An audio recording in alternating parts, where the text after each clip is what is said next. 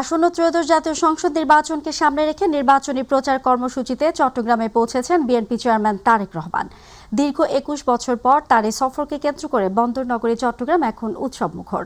রোববার নগরের ঐতিহাসিক পোলো গ্রাউন্ড মাঠে তিনি প্রথম জনসভায় অংশ নেবেন।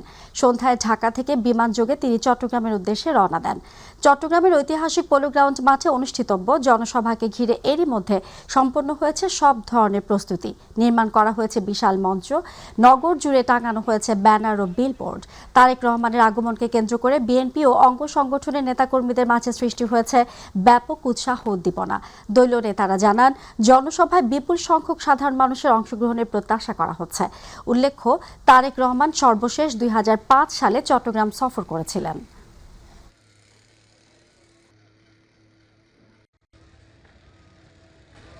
এখানে শুধু আমাদের দলীয় নেতাকর্মী নয়, বাংলাদেশের মানুষ ওনাকে দেখার জন্য এবং চট্টগ্রামের মানুষ ওনাকে দেখার জন্য উন্মুখ হয়ে আছে এবং চট্টগ্রামবাসী ওনাকে সাদর আমন্ত্রণ জানানোর জন্য অত্যন্ত অধীর আগ্রহে অপেক্ষা করছে।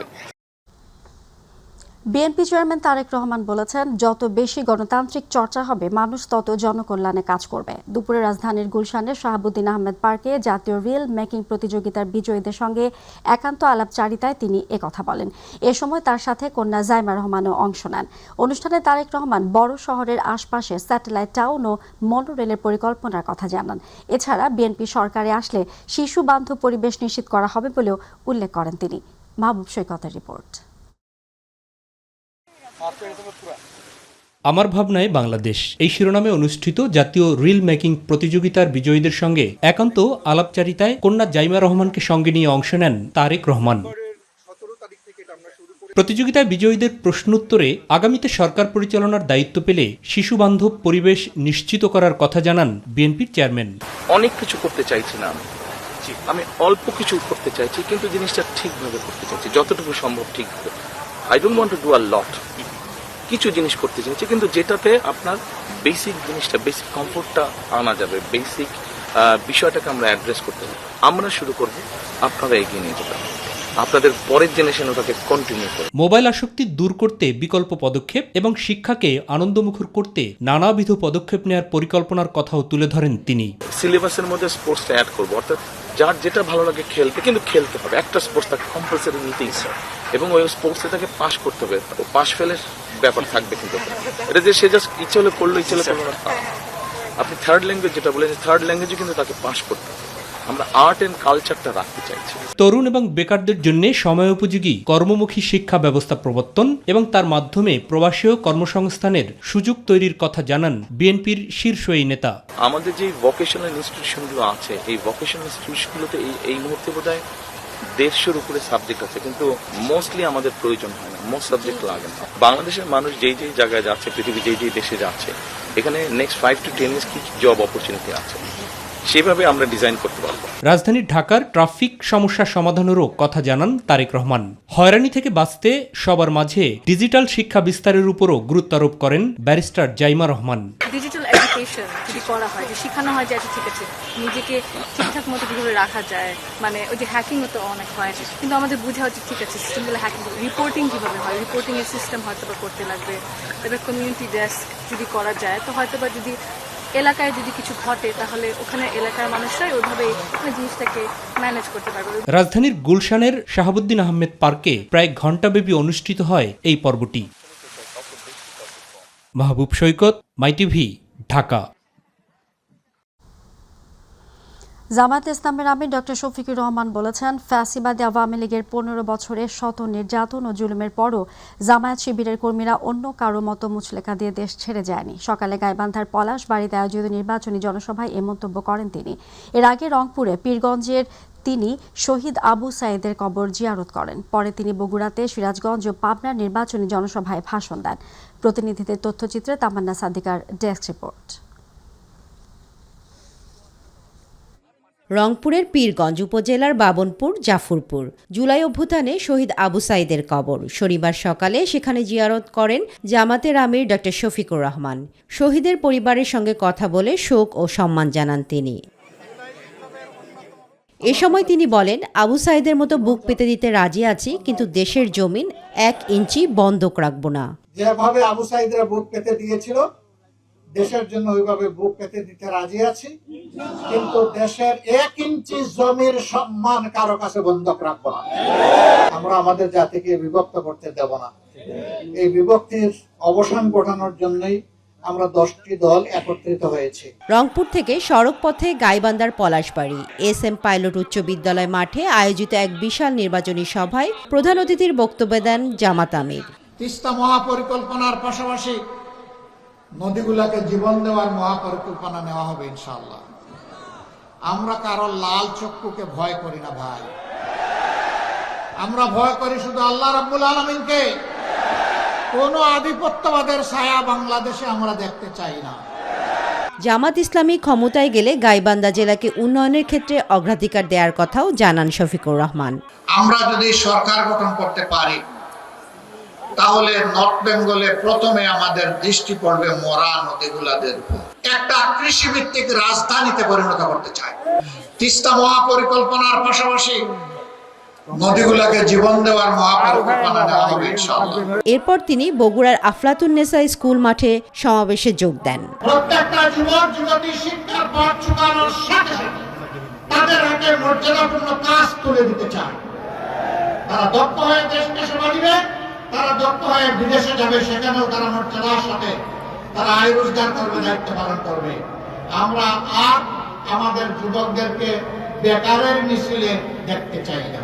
ঢাকায় ফিরে আসার আগে জামাতের আমির ডক্টর শফিকুর রহমান সিরাজগঞ্জ এবং পাবনার সমাবেশে যোগ দেবেন। তামান্না সাদিকা, মাই টিভি নিউজ ডেস্ক। বিএনপি মহাসচিব মির্জা ফখরুল ইসলাম আলমগীর বলেছেন, জামায়াতের সাথে আমেরিকার গোপন আতাত হয়েছে। ফিলিস্তিনে যখন মানুষ হত্যা করা হচ্ছে তখন এই আতাত বাংলাদেশের শান্তি শৃঙ্খলা ও সার্বভৌমত্বের জন্য ক্ষতি হতে পারে। নিজ নির্বাচনী এলাকার ঠাকুরগাঁওয়ে নির্বাচনী পথসভায় বিকেলে তিনি এই মন্তব্য করেন। মির্জা ফখরুল বলেন, মহান মুক্তিযুদ্ধের সময় দেশের মানুষ পালায়নি, তারা স্বাধীনতা বিরোধীদের সঙ্গে যুদ্ধ করে তাদের পরাজিত করেছে। জামাতের লোকজন বলে তাদেরকে ভোট দিলে নাকি জান্নাতে যাওয়া যাবে, যদি মার্কাকে ভোট দিলে বেহেশতে যাওয়া যায় তাহলে সবাই তাই করত। মির্জা ফখরুল বলেন, বিএনপি মানুষকে বিভ্রান্ত করতে চায় না, বিএনপি উন্নয়ন করতে চায়। তিনি আসন্ন নির্বাচনে ধানের শীষ প্রতীকে সকলকে ভোট দেওয়ার আহ্বান জানান। পাকিস্তানের বিরুদ্ধে আমরা অস্ত্র ধরছিলাম, পুরো দেশটা স্বাধীন করছি। এই স্বাধীনটা আমরা করেছি বন্ধু, এটা বন্ধ কেউ করে দিয়ে যায়নি আমাদের।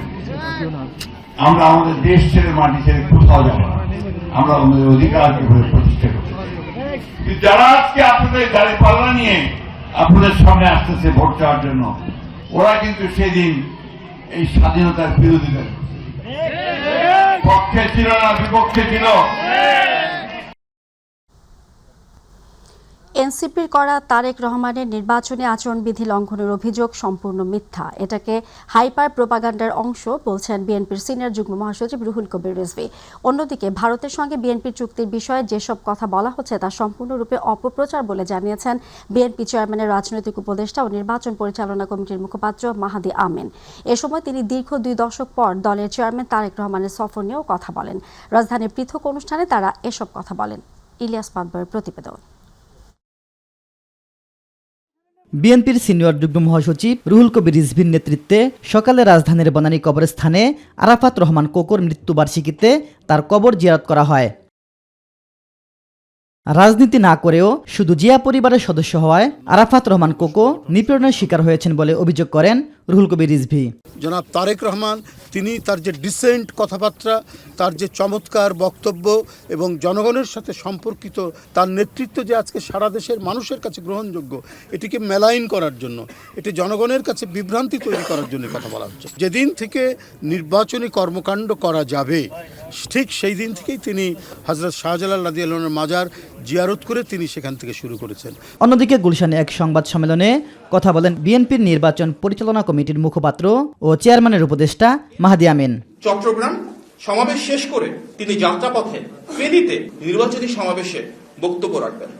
তারপর তিনি কুমিল্লায় যথাক্রমে 14 গ্রাম হাই স্কুল মাঠ, সোয়াগাজী ডিগবাজির মাঠ এবং দাউদকান্দি উপজেলার কেন্দ্রীয় ঈদগাহ মাঠে 3টি পৃথক নির্বাচনী সমাবেশে অংশগ্রহণ করবেন।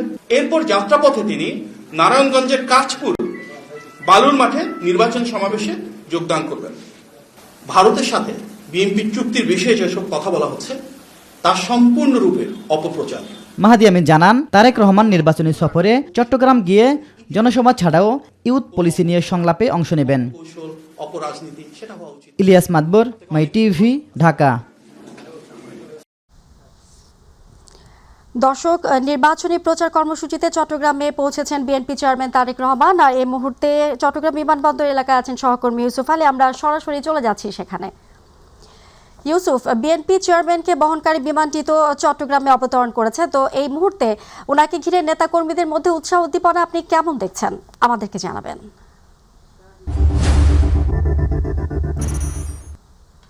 আপনি জানেন যে আজকে এই যে আপনি দেখতে পাচ্ছেন যে তারেক রহমানের গাড়ি ইতিমধ্যে বিমানবন্দর থেকে বের হয়ে যাচ্ছে। দলীয় এই যে বুলেট প্রুফ যে বাস রয়েছে সেই বাসে চড়ে তিনি যাচ্ছেন। দলীয় নেতাকর্মীরা তাকে এখানে অভ্যর্থনা জানানোর জন্য দুপাশে অপেক্ষা করছেন এবং রাস্তার বিমানবন্দর থেকে বের হয়ে গাড়ি ধীরে ধীরে সামনের দিকে অগ্রসর হচ্ছে। আমরা চেষ্টা করছি তারেক রহমান যেভাবে দুপাশে দাঁড়িয়ে থাকা নেতাকর্মীদেরকে দেখানোর চেষ্টা করছেন তিনি গাড়ির ভেতরে থেকে হাত নেড়ে সবাইকে অভ্যর্থনা জানাচ্ছেন এবং দলীয় নেতাকর্মীরা দুপাশে তাকে স্বাগত জানাচ্ছেন। আমরা গাড়ির সঙ্গে সঙ্গে হেঁটে যাচ্ছি। তারেক রহমান সহ বিএনপির সিনিয়র নেতাকর্মীরা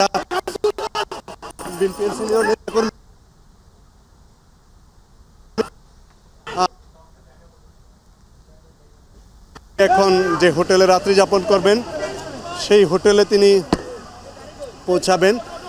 তার সঙ্গে বিএনপি বিশাল গাড়িবহর রয়েছে। গাড়িবহরের নেতাকর্মীরা সামনের দিকে অগ্রসর হচ্ছেন। সেখানে বিএনপির সিনিয়র নেতাকর্মী সহ ঢাকা থেকে যেসব নেতৃবৃন্দ রয়েছেন এবং তার যে গাড়িবহর রয়েছে সেই গাড়িবহর ধীরে ধীরে শাহ আমানত আন্তর্জাতিক বিমানবন্দর থেকে বের হয়ে সামনের দিকে অতিক্রম করছে। দুপাশে অসংখ্য নেতাকর্মী এবং গাড়ির বহর তারা সামনের দিকে অগ্রসর হচ্ছেন। আমরাও চেষ্টা করছি গাড়ি বহরের সঙ্গে সঙ্গে সামনের দিকে অগ্রসর হওয়ার জন্য। রাস্তায় শৃঙ্খলা ফেরাতে বিভিন্ন আইনশৃঙ্খলা বাহিনীর সদস্যরা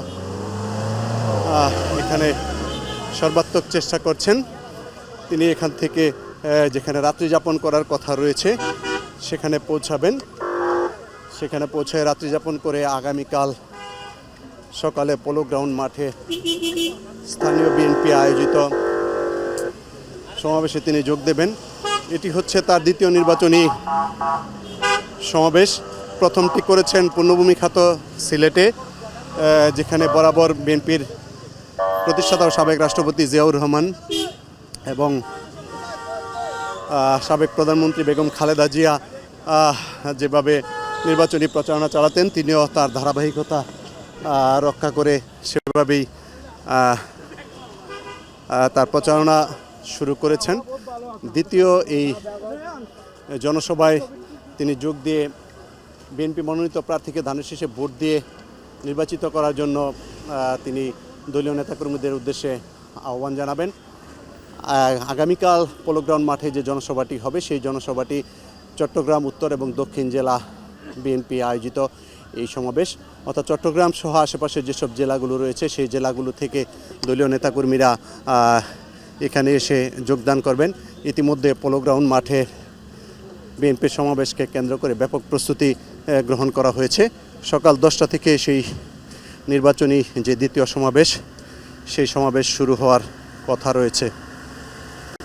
তিনি সেখানে যোগ দেবেন এবং দীর্ঘ 17 বছর দেশের বাইরে অবস্থান করার পর তিনি বাংলাদেশে আসার পর এই প্রথমবারের মতো দেশের বাণিজ্যিক রাজধানী খ্যাত চট্টগ্রামে তিনি প্রবেশ করেছেন এবং চট্টগ্রাম, কক্সবাজার, খাগড়াছড়ি, রাঙামাটি, বান্দরবন সহ আশেপাশের যেসব জেলাগুলো রয়েছে সেই থেকে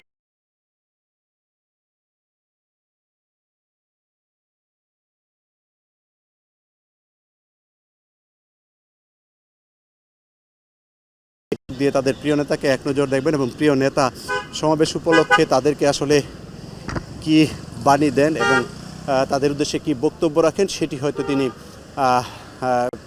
সেটি শোনার জন্য তারা অধীর আগ্রহে অপেক্ষা করছেন। অর্থাৎ প্রিয় নেতা এখানে আসছেন তাদের নেতার বক্তব্য শোনার জন্য। এবং আগামী জাতীয় সংসদ নির্বাচন, যেটি ত্রয়োদশ জাতীয় সংসদ নির্বাচন, সেই নির্বাচনে যাতে বিএনপির মনোনীত প্রার্থীকে ধানের শীষ প্রতীকে ভোট দিয়ে বিএনপি যাতে ক্ষমতায় আসতে পারে, সর্বাধিক সংখ্যক আসনে নির্বাচিত করার জন্য তারেক রহমান যে নির্দেশনা দিবেন সেই নির্দেশনা হয়তো তারা পালন করার জন্য মাঠ পর্যায়ে কাজ করে যাবেন। ফজিয়া, হজরত শাহ আমানত বিমানবন্দর থেকে এই ছিল আমার কাছে সবশেষ তথ্য। ফজিয়া। ইউসুফ, আপনাকে ধন্যবাদ। দর্শক, চট্টগ্রাম বিমানবন্দর এলাকা থেকে এতক্ষণ আমাদের সঙ্গে সরাসরি যুক্ত ছিলেন সহকর্মী ইউসুফ আলী। সারা দেশের মতো রাজধানীতেও জমে উঠেছে ত্রয়োদশ জাতীয় সংসদ নির্বাচনের প্রচারণা। সকাল থেকেই বিএনপি, এনসিপি সহ বিভিন্ন দলের প্রার্থীদের প্রচারণায় সরগরম ঢাকার বিভিন্ন এলাকা। পাড়া মহল্লা, অলিগলি চষে বেড়াচ্ছেন তারা, শুনছেন ভোটারদের সমস্যার কথা, দিচ্ছেন নানা প্রতিশ্রুতি। ইলিয়াস মাতবরের প্রতিবেদন।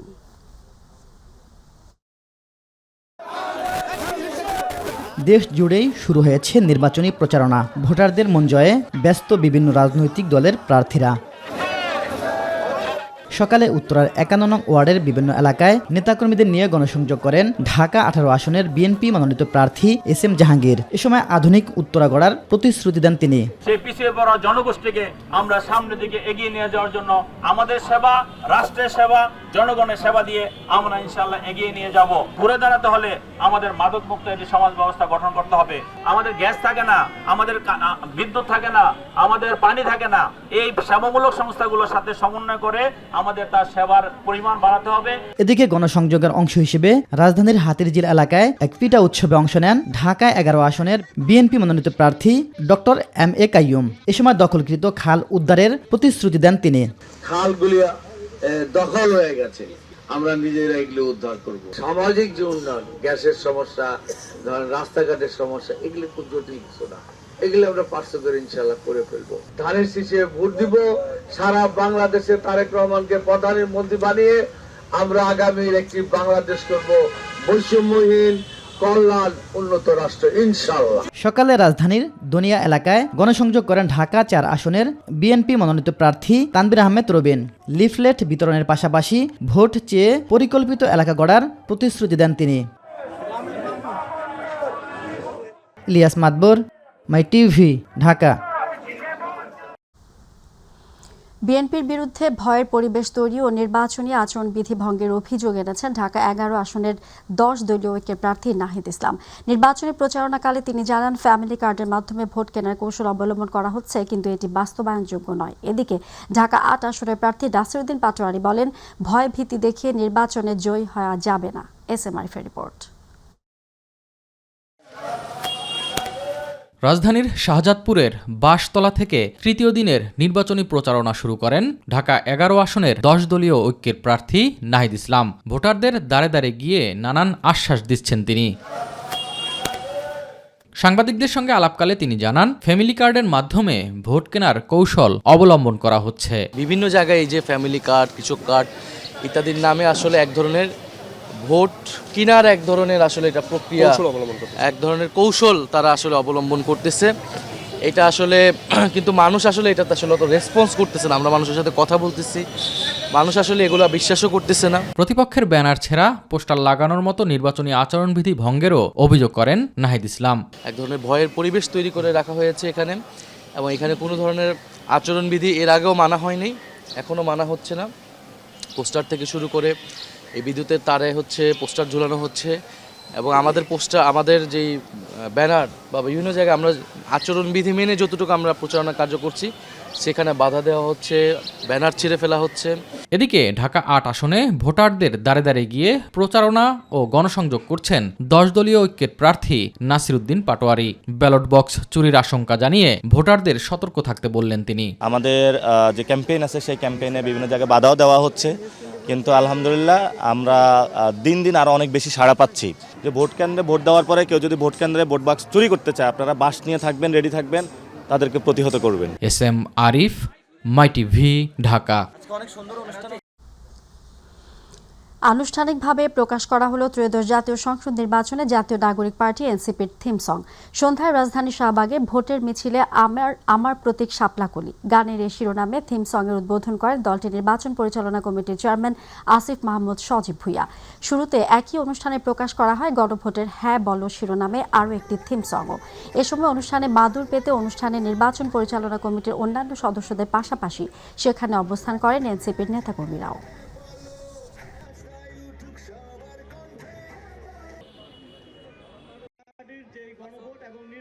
আমরা এই থিম সং এর মাধ্যমে আমাদের পার্টির এবং নির্বাচনে আমরা কি কি কনসেপ্ট নিয়ে আসতেছি এবং একই সাথে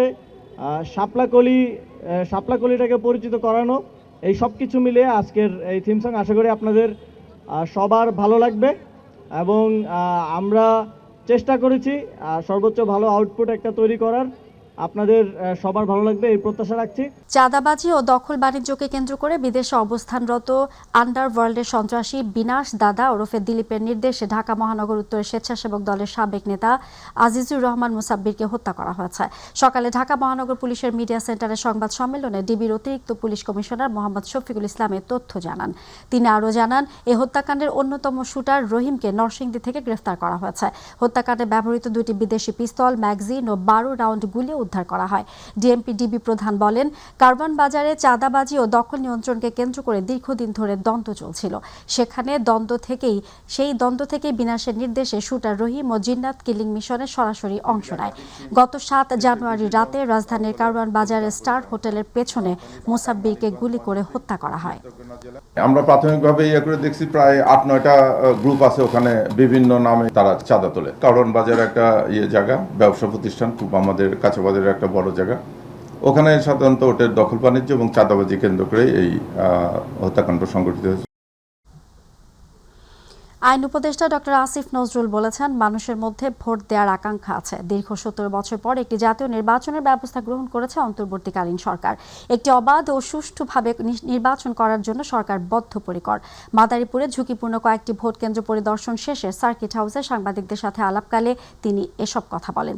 এ সময় মাদারীপুর জেলা ও দায়রা জজ আদালতের বিচারক রকুনুজ্জামান, মাদারীপুরের জেলা প্রশাসক মোহাম্মদ জাহাঙ্গীর আলম, পুলিশ সুপার মোহাম্মদ এহতেশামুল হক, অতিরিক্ত জেলা প্রশাসক মোহাম্মদ আল নোমান, সদর উপজেলা নির্বাহী কর্মকর্তা ওয়াহিদা শাবাব সহ অনেকে উপস্থিত ছিলেন।